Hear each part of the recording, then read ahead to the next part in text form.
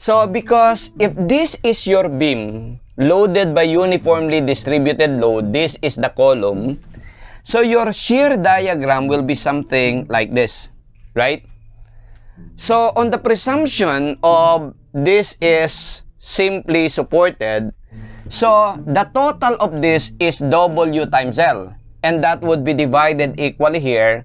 So the reaction would be WL over 2, WL over 2. So our shear diagram looks something like this. And the VU at face of support is this one. You follow? And L, while L is the clear distance from face of column to face of column. This is the L, while this is W. You follow? So obviously, this is bigger than this. His question is, why not use this instead of this? A very good question, right? So this is what we're going to discuss today.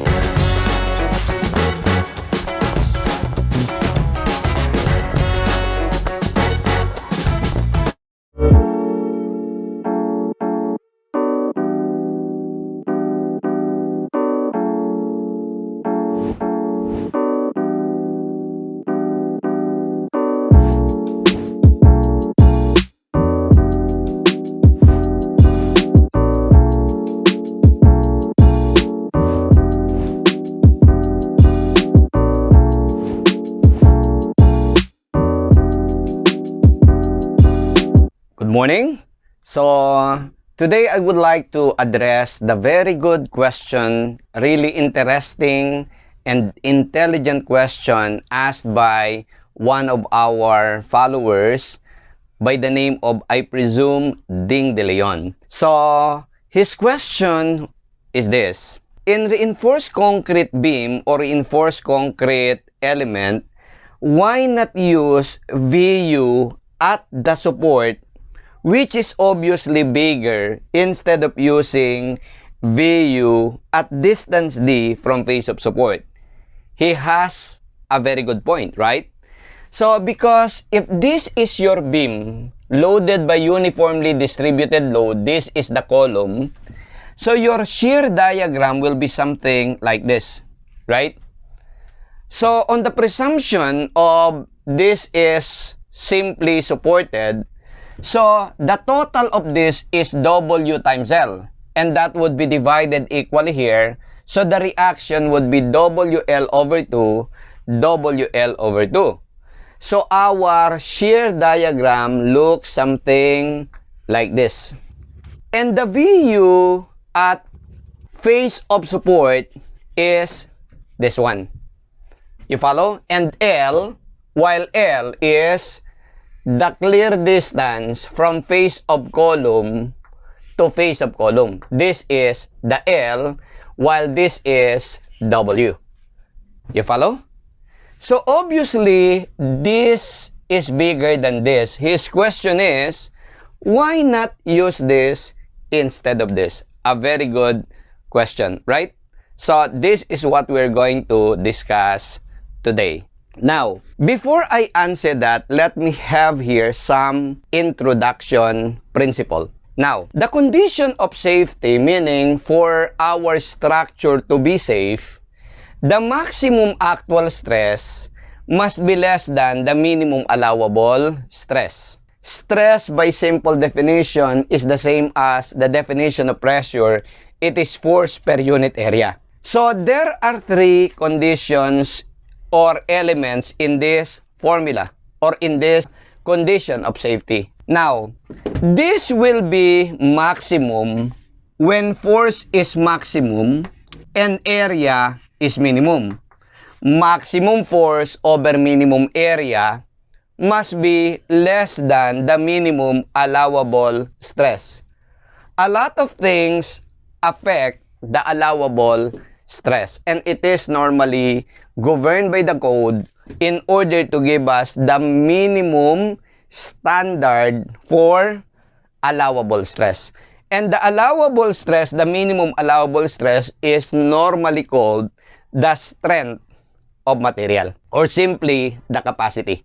Now, so always remember that in the computation of stress at the critical section, it is critical if the force is maximum and the area is minimum.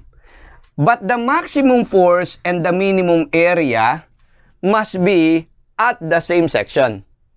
So, in design, the section with minimum area may not have the maximum force. Or, the section with maximum force may not have the minimum area. So, you have to weigh which section will really be critical, or which section is really critical.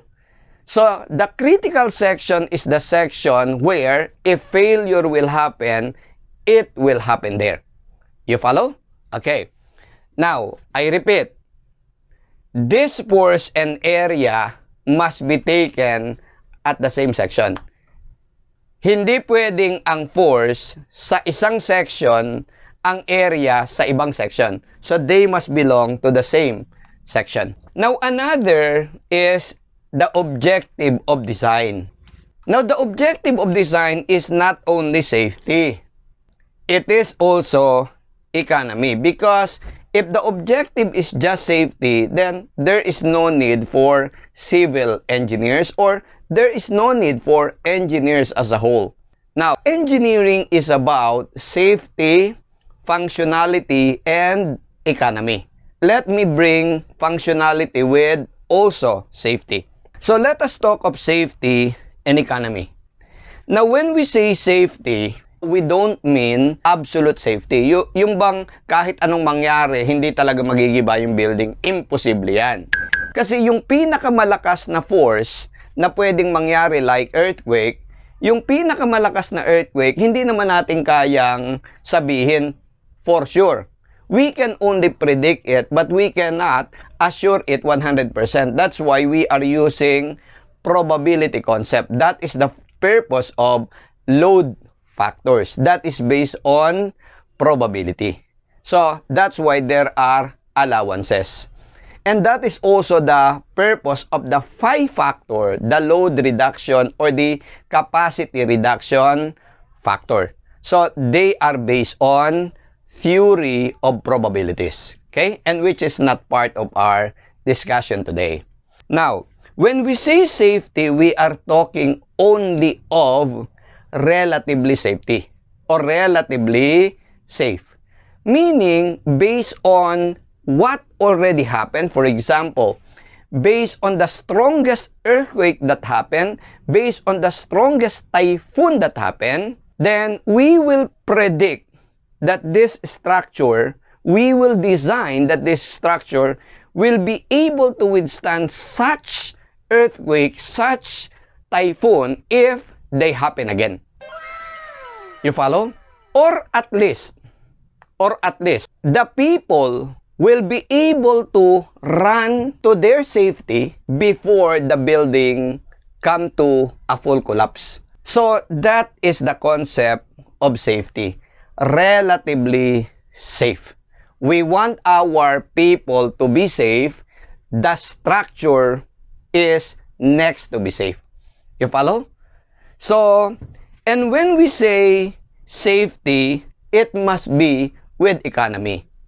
Because if it is only safety, engineers are not needed. Even experienced foreman can do it. For example, I will exaggerate it. For example, you will build a two-story house. So, in order to be sure, two-story house, make your column every 3 meters and the size is 500 by 500. 500 mm, half meter by half meter. Every 3 meters, sure, the column is safe. But that would be highly impractical and uneconomical. So that's where engineering comes in. Ang engineer hindi gastos. Ang engineer savings. Yung ibabayad mo dun sa over-design, ibayad mo ng engineer, mas makakatipid ka. Ang dami kong istorya na ganyan na na-experience na mas napamahal dahil hindi nag-hire ng engineer. Lalo na kung nakikinig ka nito, most likely, you are taking up engineering or you are an engineer. Ang engineer hindi gastos. Savings. You follow? Mas makakatipid at mas komportable, mas at peace ang mind mo, ang puso mo, dun sa structure mo kung nag-hire ka ng engineer. So, the purpose of design, also the objective is to attain economy. We want the most economical size, the most economical specification in order to attain the relative safety. Do you follow? Now, the third is the purpose of the code. The purpose of the code is to give a minimum standard. If you want to use a standard that is more stiff, lagpas dun sa binigay ng code, the code will permit you to do that. But if you will use a value that is less than what the code specifies, yung lesser strict, lesser conservative than the code, then kapag ka gumiba, nagiba yung design mo, so wala kang protection ng law. You follow? So the code is based on experience, based on experimentation, based on actual practice, and every failure of buildings, every failure of a structure, the code is being upgraded. So, it is being upgraded so that such failures that happened before will not happen again. It means when you obey the code, the minimum standard, when you obey the code, you are sure that most likely, probability-wise, if earthquake or if typhoon that happened before takes place again, your structure will be able to withstand it. So that is the purpose of the code. So obey the minimum standard being provided by the code and bearing in mind economy and safety. So these are the concepts that I will be using to answer the question thrown by Mr. Ding De Leon. Okay? I hope that my guest name is correct. By the way, Ding, I really thank you for this question. It gave me an idea that this is worth discussing. Now, I would just do a sideline. Safety and economy. I'd like to share 1 John 3:12. According to 1 John 3:12, according to the greetings of Paul, the Holy Spirit talking through him, he said, I wish above all that you will prosper and be in health. So, ang gusto ni Paul, ang desire niya is tayo, the Holy Spirit through Paul, no? Ang gusto ni Lord, tayo ay mag-prosper, umunlad, at lumusog. Diba? So, umunlad, that is referring to our economy. Even as your soul prospers. Ang ibig sabihin ng even as your soul prosper, pero dapat lalo na ang iyong kaluluwa. You get it? That is safety. Mas nakakatakot ang spiritual COVID kesa physical COVID. Kasi ang physical COVID, katawan lang natin na physical ang dinadali. Pero ang spiritual na COVID, spiritual natin, yung kaluluwa natin ang patay. Kasi according to the Bible, everyone is a sinner. That's according to Romans, to the book of Romans 3 and 6. That all are sinners. And the wages of sin is death. Lahat kamatayan. Hindi to kamatayan na mamamatay lang tayo din langit na. Katulad ng pinapaniwalaan ng marami, kala nila, automatic na yun, hayaan na natin siya, nasa langit na siya, kasama na siya ni Lord. Okay? So, mahirap na ganun yung assumption natin, delikado. So, pag mali ang assumption, imposibleng tumama ang result. So, yung eternity natin, mahirap siyang ipaubaya sa assumption. Dahil meron namang sinasabi si Lord tungkol sa eternity natin, tungkol sa salvation. Ang sabi niya, but the gift of God is eternal life. No? Gift of God is eternal life through the Lord Jesus Christ. So sabi sa 1 John 3:12, that even as your soul prosper. So, kailangang i-safety natin yung ating kaluluwa. And paano natin siyang ma-safety? There are 4 things that we have to do. So, number 1, ang sabi sa John 3:16, for God so loved the world that He gave His only begotten Son, that whoever believes in Him, referring to the Lord Jesus Christ, whoever believes in our Lord Jesus Christ shall not perish but have eternal life. So first, we have to believe in the Lord Jesus Christ. Without believing in Him, there is no gift, because the gift of eternal life is through Him. Without believing Him, then we are in trouble. So, the second is, ang sabi sa John 1:12, whoever shall receive Him and believe in His name. May pangalawang sinabi, receive Him and believe in His name. One of His name is Savior, soon coming King, King of Kings, Prince of Priests, loving God, eternal God. So, those are His names. Whoever shall believe in those names of the Lord Jesus Christ and receive Him shall be given the right to become children of God. Hindi niya lang gusto tayong isave, hindi niya lang tayo gustong basta mapunta sa langit, makasama niya, ma-inherit yung kingdom, kundi gusto niya ang relasyon natin sa Kanya, siya ay ating ama, tayo ay ating Kanyang anak. Given the right to become His children or children of God. How? Receive Him. Tanggapin natin ang Panginoong Hesukristo sa buhay natin, sa puso natin, and believe in His name. And ang sabi din sa Romans 10:13, whoever shall call upon the name of the Lord shall be saved. So, we need to call upon His name. Sa mga pagkakataon na nangangailangan tayo or kahit hindi tayo nangangailangan in everyday, everything na ginagawa natin, even in this review, in this discussion, let us call upon the name of the Lord. Pang-apat na kailangan natin, we have to confess our sins. Aminin natin ang ating mga kasalanan sa Kanya. So, confess it. 5, repent. Actually, pang-anim, be baptized. Basta may pagkakataon kang mabaptize, magpabaptize ka. So, inaanyayahan ko po kayo bago ko ituloy itong lesson na to, isiguro natin yung ating kaluluwa. Let us meet the requirements. Magsisi tayo sa kasalanan natin, aminin natin ang kasalanan natin, aminin, magsisi, no?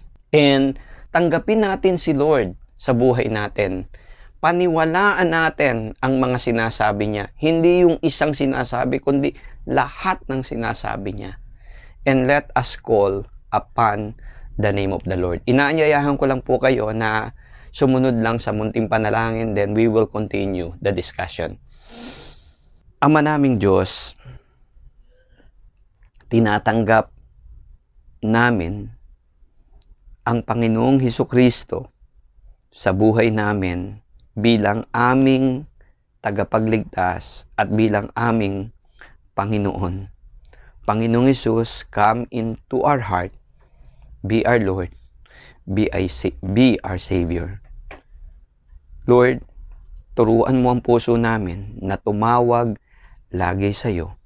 Inaamin namin, O Lord, ang aming mga kasalanan na kami ay nagkasala sa iyo, sa aming kapwa. Patawarin mo po kami and tulungan mo kami na magbago. Salamat sa iyong mga pangako, sa iyong mga salita. Panginoong Hesus, tinatanggap ka namin sa buhay namin. Mula ngayon, ikaw na ang Panginoon, ikaw ang Lord sa buhay namin. In Jesus' name we pray. Amen So, nawa ay sumunod kayo sa panalangin when we do that prayer at sinapuso natin at isabuhay natin, then, na-attain natin at maa-attain natin sa buhay natin ang life, physical economy, and eternal safety. Okay? So, punta tayo ngayon sa tanong ni Mr. De Leon. Now, let me clarify, according to tests that has been conducted, you can see a lot in YouTube of actual tests of beams for shear. Now, look here. If we have here a beam, a reinforced concrete beam, loaded by a concentrated load P, the weight of the beam is negligible compared to P. So, P is the deciding factor. Okay. Now, if this is P over 2, this is P over 2, right? If we will draw our shear diagram for this, the shear diagram is going to be something like this. So, the value is P over 2. Meaning, the shear throughout from here to here is P over 2. From here to here is P over 2. So, meaning, the maximum shear here at any point from here to here is P over 2. You get it? So, from here to here is P over 2. So, it could fail anywhere from here to here. But actual tests will show that the failure looks something like this.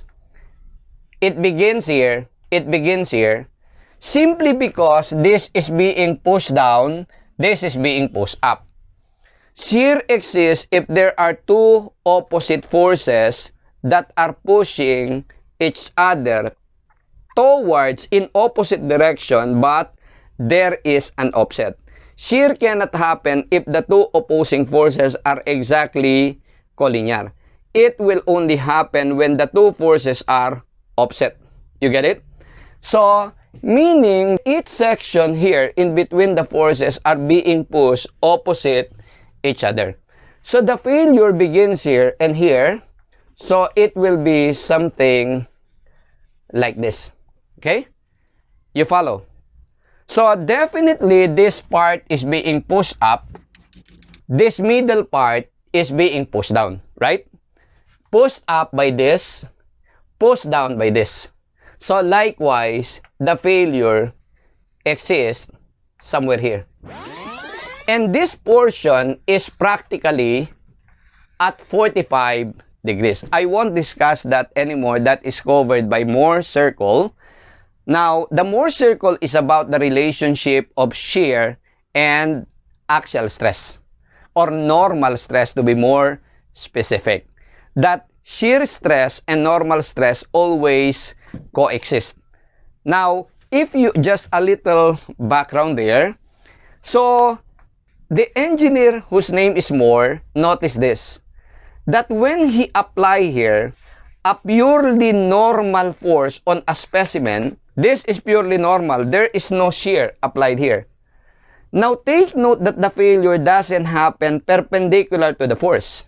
The force happen always at a certain angle with the horizontal. You get it? For different materials, different angles. He noticed that the failure will be at an incline. Remember that in the formula of stress, stress is force over area. So the force and area can only be either perpendicular or parallel. If the force and area are parallel, you call it shear stress. If the force and area are perpendicular, you call it normal stress. There is no in between. So if the area of failure in the formula force over area, the critical section is the area of failure. Ang pinakatanong mo, saan ba magfe-fail?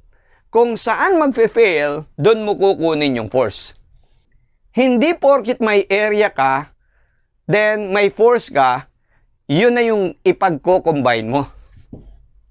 Naintindihan? Kasi pag kinuha mo yung maximum force from one area or one section and minimum area from another section, then you will not be able to attain economy in your design.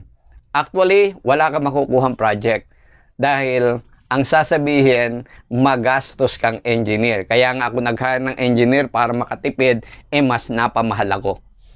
You get it? Kahit mo sabihing safe, meron ding engineer na makakapag-design na safe. Pero at the same time, hindi napamahal. You get it? Okay. Now, here.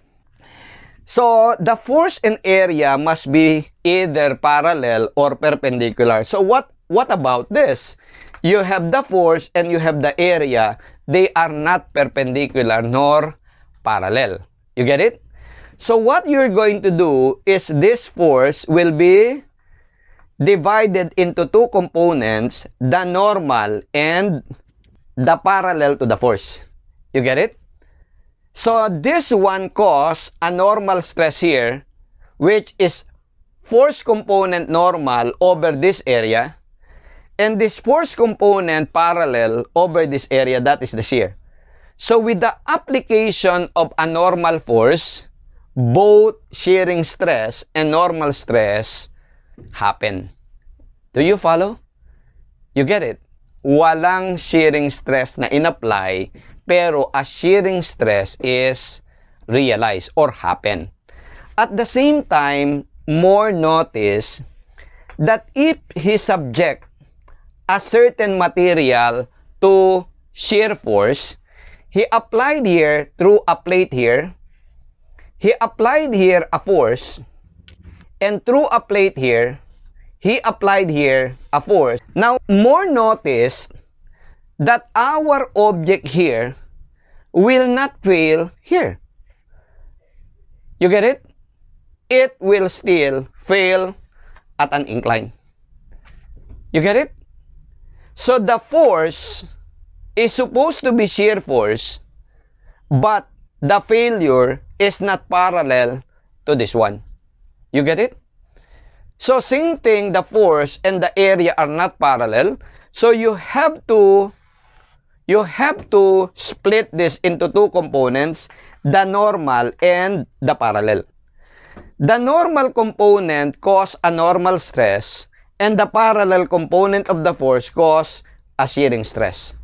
Whether you apply a shear force or a normal force, both shearing stress and normal stress will take place. You follow? You get it? Okay, look here.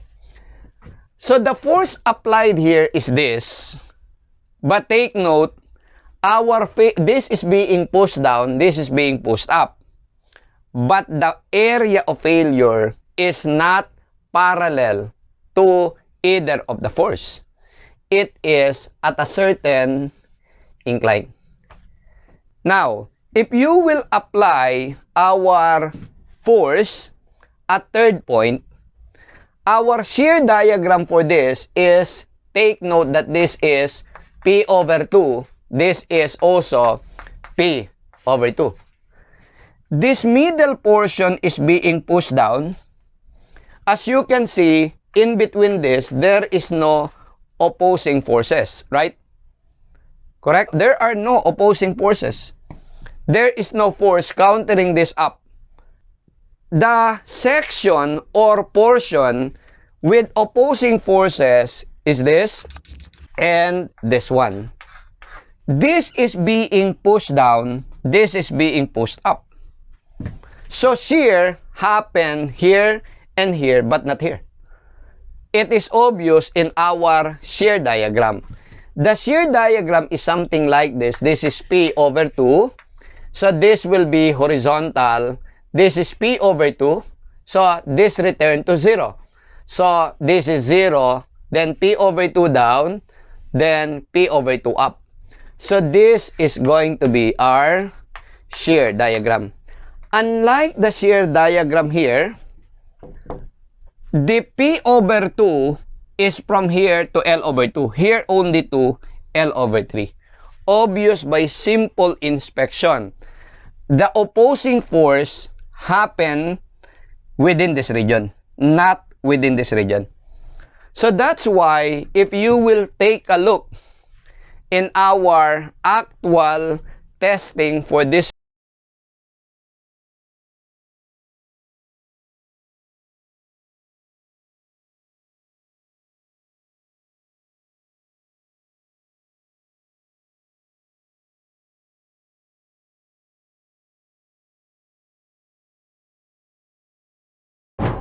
so what will happen is that the failure begin here. It will be something at 45 degrees here, then here. You follow? You get it? Okay? So that will be the nature of failure. It is something like this. This is being pushed down. This portion is being pushed up. You follow? You get it? Okay. Now, what about if this is at third point? If this is a third point, P over 3, P over 3, P over 3, the total is P. So this remains P over 2. This is P over 2. As you can see, there is no opposing forces happening here and here. It is also here, in this region. You get it? Okay. So, therefore, if we draw our shear diagram here, this is P over 2, remains constant here. P over 2 minus P over 3, this is P over 6. So, this is P over 6 minus P over 3, P over 6. So, it is the same here. Plus P over 3, this is P over 2. So, P over 2, so P over 2. So, this is your shear diagram. Now, there is basically P over 2 minus P over 3. There is still a remaining force here, up, that is moving this up, and this is being pushed down. So, shear also exists in this region, but not as much as this. So, here the shear is bigger than this. If this will fail, same section, then it will fail somewhere here, because the force is bigger, but the area is the same. Area is constant everywhere. So, it will fail where the force is maximum. So, it will fail here rather than here. You follow? But the failure is going to be, since it is constant anywhere here, so the failure happen across from here to here. So, it will happen something like this. It is again something at about 45 degrees. Okay? It will trace, and the 45 degrees failure is about between this and this. But none of this, or very seldom that this loading happens in an actual reinforced concrete beam. What actually happens in most reinforced concrete beam is this loading. This is your column, and this is your loading. Normally taken as uniform load, distributed load to be more specific. You get it? Okay? I won't discuss the specifics of the loadings. What I'm just saying is that through a slab, the loading is transferred by the slab onto the beam. You get it? Now, let us just first assume that this is simply supported, but obviously it is not, no? Okay? But for conservative approach, let us approach this as simply supported. If this is simply supported, the total is WL, no? W times the clear span L.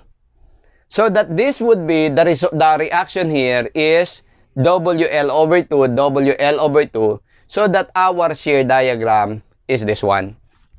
You follow? Now the question is, where will this beam fail?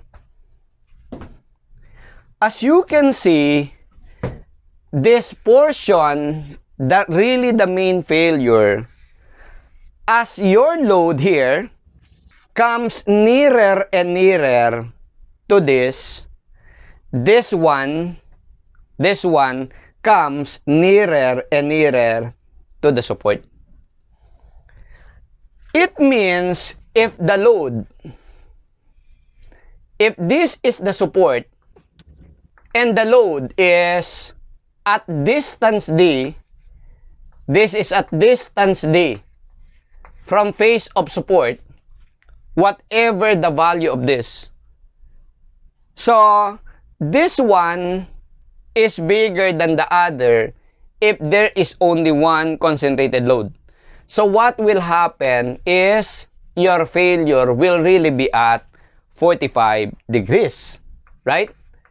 If this is 45 degrees, this is D, and this is D, right?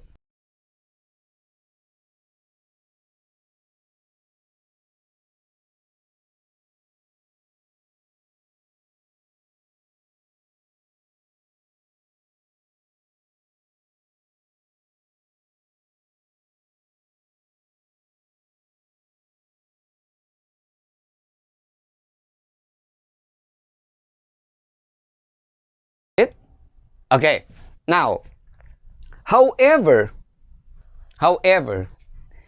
if your force, your concentrated force is between the face of support and this one, the failure will be something like this.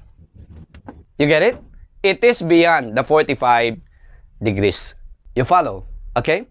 Now, actually, this 45 degrees can be proven using Mohr circle to be not due to shearing stress, but that is actually due to normal tension.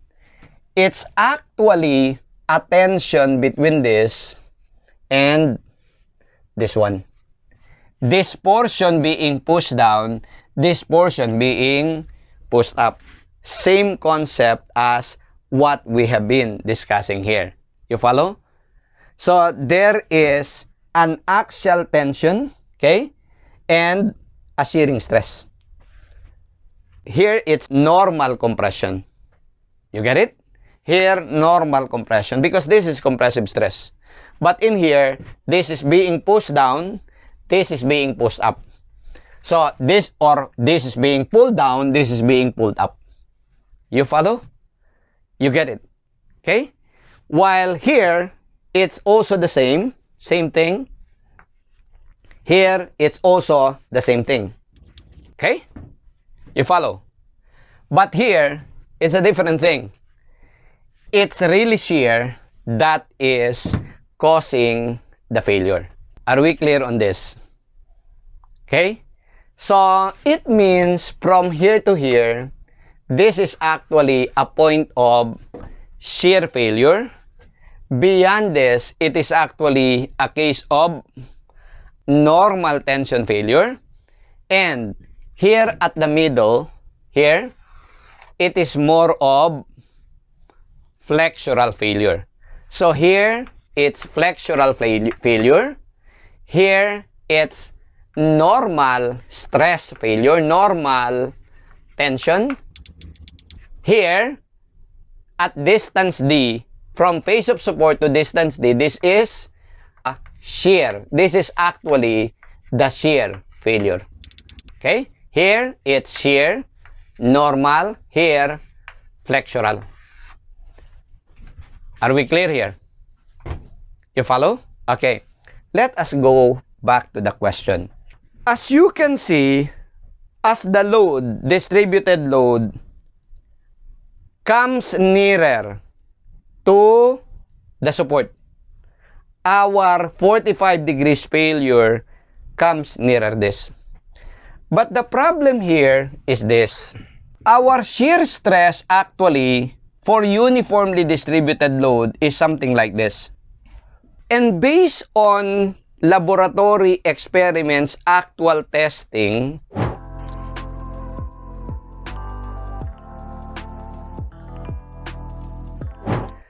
shear failure with this loading will never happen here. This shear failure can only happen if and only if this is your beam, this is the reaction, and your load is here. They are almost collinear but not quite. Something like this. There is a small offset. You follow?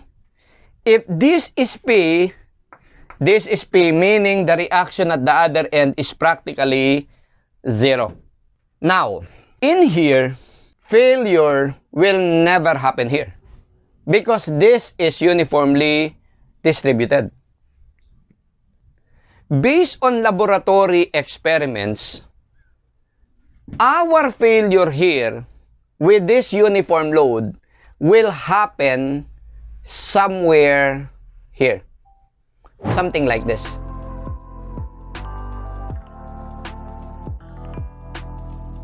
This will happen approximately at this one. This will happen approximately at 1.5 of D. It will be a little horizontal here, then inclined here, meaning this is D, right? This is D, and this is D, because this is 45 degrees. So that is from where we take, since this is the area of failure, we take this section as the critical section for shear. You get it? Now, this is a very good question. Now, the answer to this really is this. The question is, for safety, can't we not use this one? It is being answered by NSCP. NSCP section 409.4.3. According to NSCP, let me write here.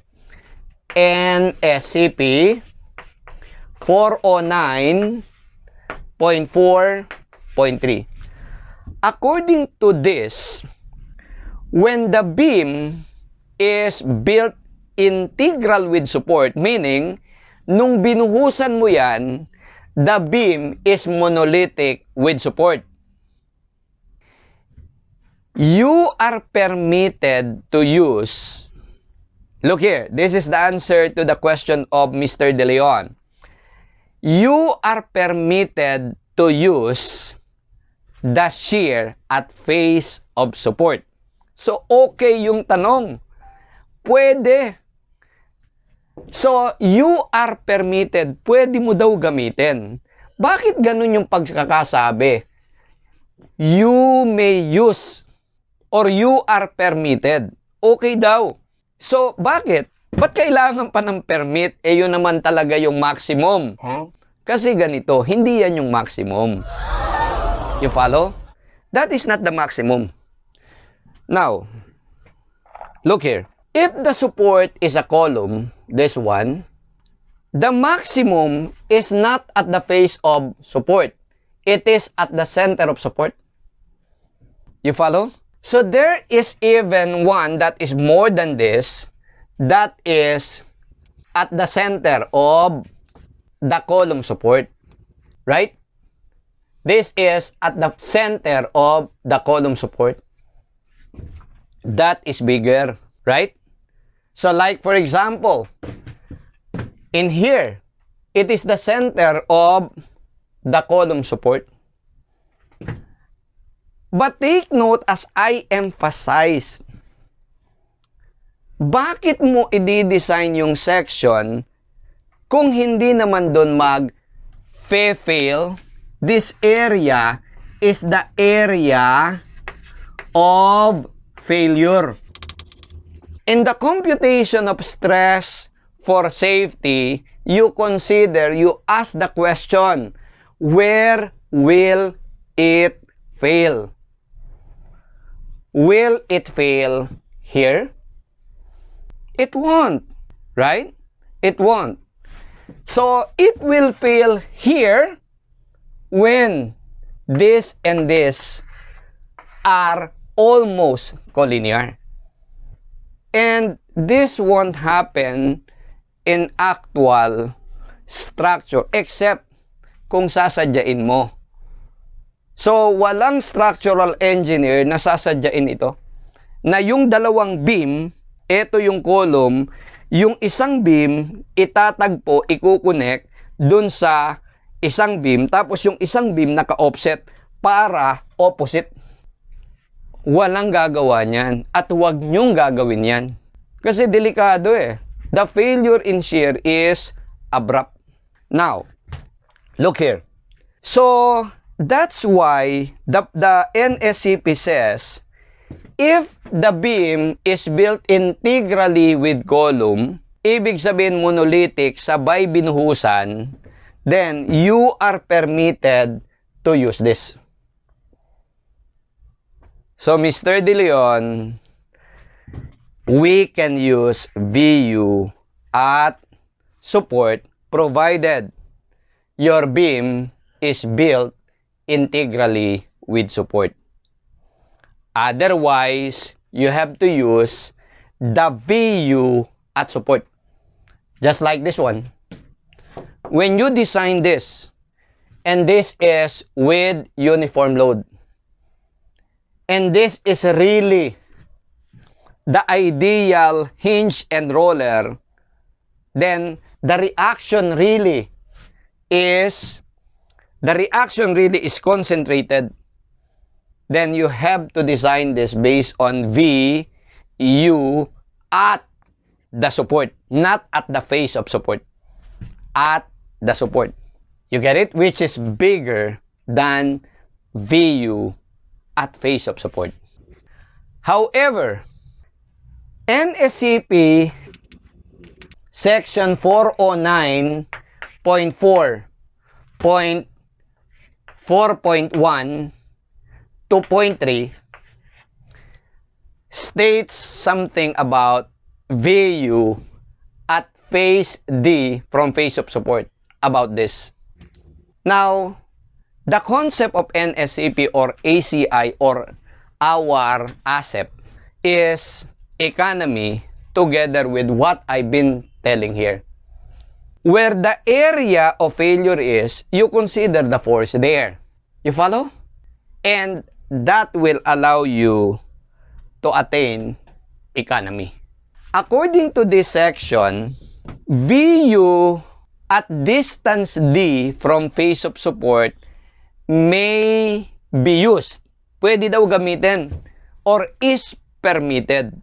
The phrasing of the provision changes from NSCP to NSCP. But according to the provision, VU at face of support may be used if number one, our beam is integral with support. Parehas ng condition na kung kailan pwede natin gamitin to. Okay?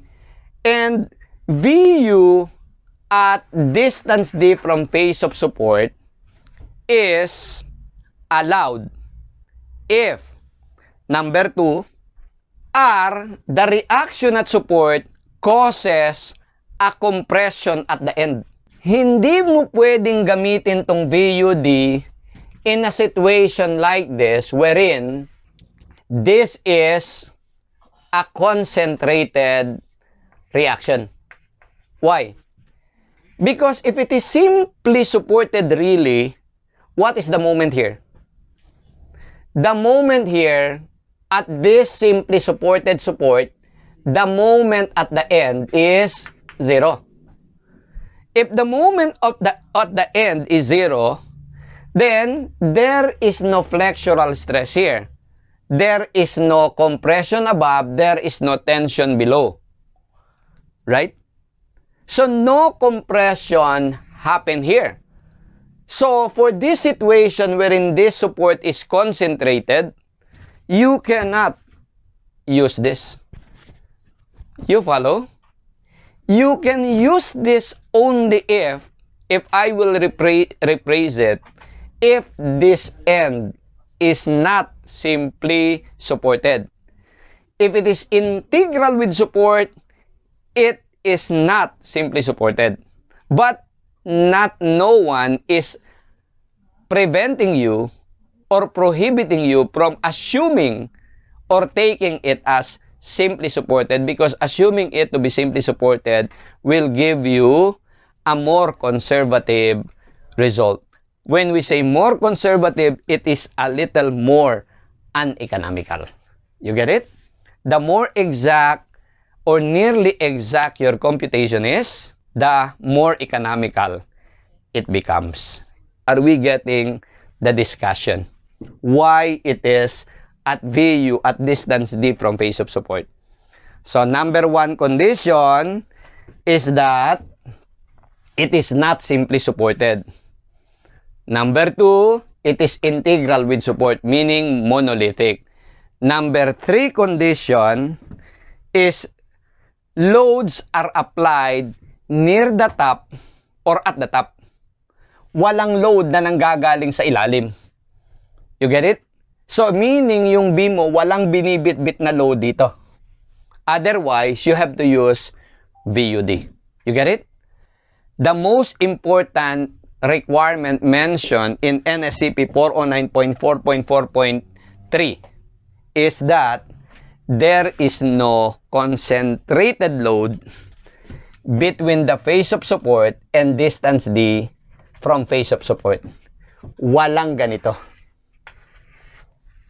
You follow? There is no concentrated load within this region. You follow? And I repeat, if you are a structural engineer, avoid this situation as much as you can avoid it.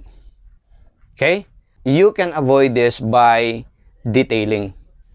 By careful detailing of your section. Okay? So, offset or moment, induced moment can be avoided by detailing. You follow? You get it? Okay? So, let's go here. So, NSCP permits us to use this VU at this section, number one, because based on test of many specimens, shear failure, actually not shear failure, but normal tension happens at distance here, average distance D from face of support. Since failure happens at that face of support, we may consider the force, the shear force acting at that section. Now, we are not saying that there are no rebars here. According to NSCP 418, this is an earthquake requirement, 6.4.4. The first rebar or the first stirrups, this one, there is a stirrup there. The first stirrup will be at distance 50 mm from face of support. You follow? Sure, merong bakal dyan. Merong stirrups dyan. Hindi yung pinapabayaan. Okay? There is an earthquake regulation for that. Okay? Also, the shear that we take here will be taken as the distance within this region. You get it? So, if you take here or you solve the spacing to be 100 mm, then it's 100 mm at a certain span from here and backward here. You follow? So, there will be rebars here. If you consider the 1 meter, the half meter here, 1 meter, that would be the spacing that will be governed by VUD. But the first bar must be, the first stirrups must be at 50 mm. You get it? Okay. And also, as you can see in the computation, it's not actually shear. It's actually tension. Look here. if we consider one stirrup here, this one, let me cut at the top. How do we solve the spacing of the stirrups? Aside from the minimum requirement of D/2 and 600. Okay? So, what is that? And the other is the more strict, the D/4 and the 300. Alright. Now, in zone 4, it's not 300. It's 150. Right? Stirrups cannot be more than D/4. You get it? Okay. Now, so in here, take note, for every S, this is the beam, the top of the beam. For every spacing S, that is the tributary space for column or for stirrups. This is your section. Nah? So every S, there is a stirrups. And this is the width of the stirrups. That is the B. So let me just make this figure bigger. So for every S length of the beam, this one is S, the beam continues here. I cut here at this midsection. So there is one stirrups acting there. So this is the width of the beam. If you continue that, the whole section is D. Okay? So this is the portion tributary to one stirrups. So this is your stirrups. So the section of the stirrups, this one, the total force here T, vertical force, is area of the stirrups AB, which is 2 times pi/4 diameter squared, multiplied by stress. Stress is force over area. So that's why the force is area times the stress.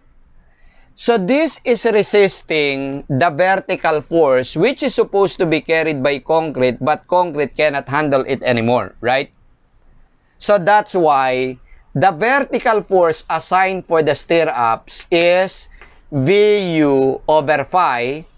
This is Vu from the actual load and taken at distance D from face of support, that is VUD, provided that the conditions are met. Normally, they are met. Okay? So, just remember the limitation of the use of VUD.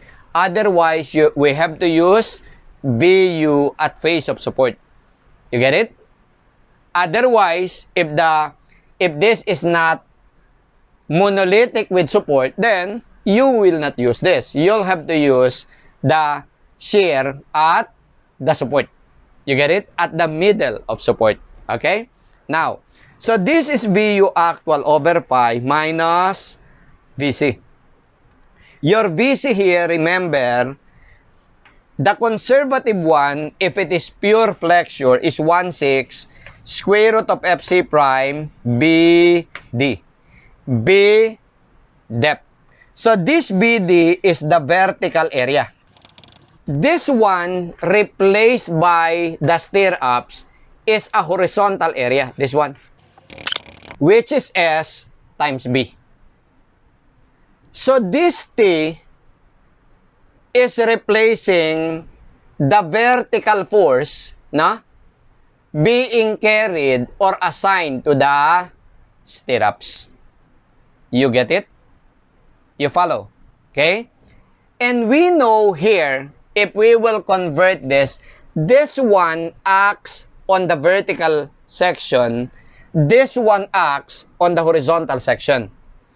So you have here T is replacing VS. I repeat, this acts on the horizontal section, this acts on the vertical section, on the BD. Right? Right. Okay. Now, if we will convert this to shear stress or to stress, this one, I repeat, acts on this area. I divide this by BS, by this area. But this one acts on the vertical area. I divide this by the vertical area BD. You get it? So this is AV FY. BS is equal to VS over BD. B may be cancelled out. Solving our spacing here, our S, bring this up, is equal to AV FY over VS. This is AV FY times D over VS. VS is in newtons. You follow? You follow? Okay? So as you can see here, this is the formula found in NSCP. When your VS is less than 2 VC, your spacing must be the smallest of D over 2, 600, and our S, which is AVFYD over VS. You get it? You follow? Okay? So, do you understand when I say VUD may be used in place of this one? Okay? You get it? The reason is economy. Second, the area of failure for this situation is here. Okay? That's why there is a condition for the use of this. There must not be a concentrated load within this length D. Otherwise, you cannot use VUD. You have to use this one. You follow? Okay? But I repeat, as a structural engineer, avoid having a concentrated load here. You follow? You get it? You can do that using detailing. So, I hope I had answered the very good question raised by Mr. Ding De Leon. Okay? If that is his real name. Okay? So, thank you for the question. All of you who are having some questions or inquiries, please don't hesitate to do so. Okay? Any question that is worth answering, we will discuss it here based on my ability. By the way, I am inviting you to enroll in our courses in RCD, Theory of Structures, Steel Design, and Calculator Tricks and Techniques, and soon coming, the other courses. Okay?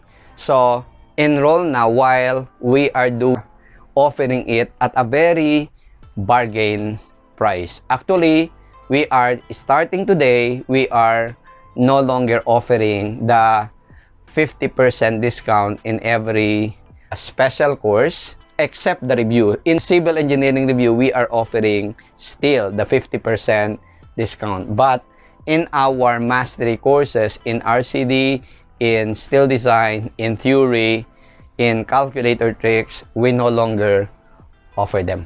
Okay? So, special discounts will be given to those who will just enroll by volume. Okay? So,